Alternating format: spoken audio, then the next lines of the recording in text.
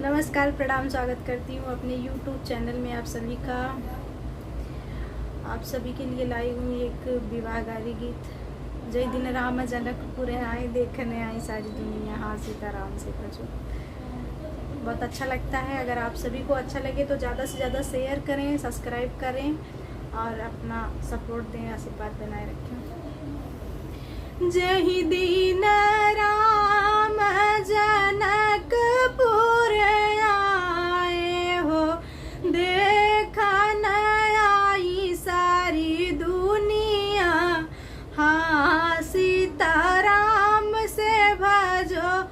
अरे देखन आई सारी दुनिया, हाँ सीताराम से भजो।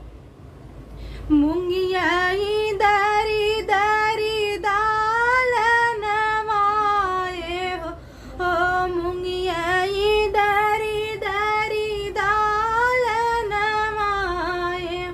झीनी साठी चौरे के भात, हाँ सीताराम से भजो।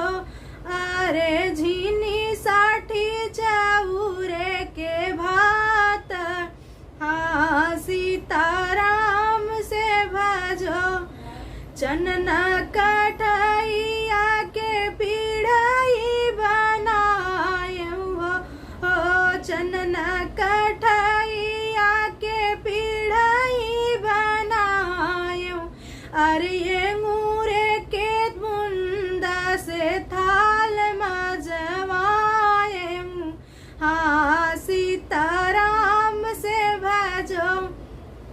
जेवाई बैठनी हो चारो भैया हो, जेवाई बैठनी हो चारो भैया। अरे देती सखीनी सब गारी, हाँ सीताराम से भजो। अरे देती सखीनी सब गारी, हाँ सीताराम से भजो।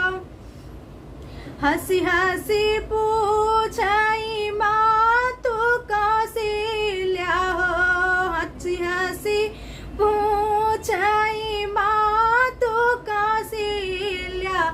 रही बेटा कैसी ससुरारी, हाँ सीताराम से भजो। अरे रही बेटा कैसी ससुरारी, हाँ सीताराम से भजो।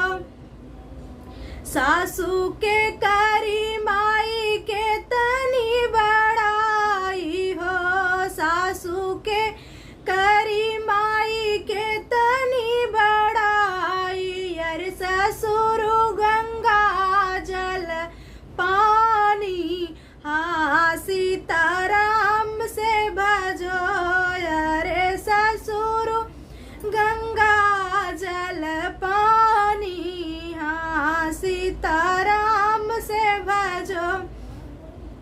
सासू से सरहज माई अधिक पियारी हो, सासू से सरहज माई अधिक पियारी।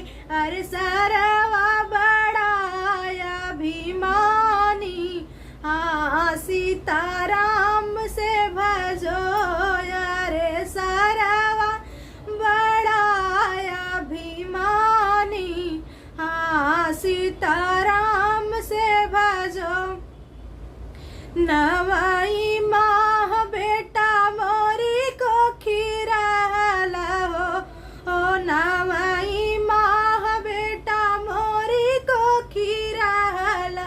अरे कबहू न कैला बड़ाई, हाँ सीताराम से भजो।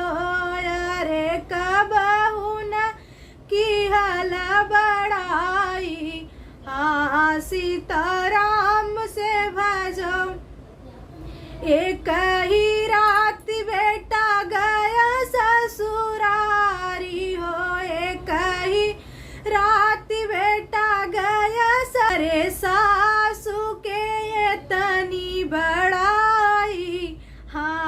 सीताराम से भजो, अरे सासू के इतनी बड़ाई, हाँ सीताराम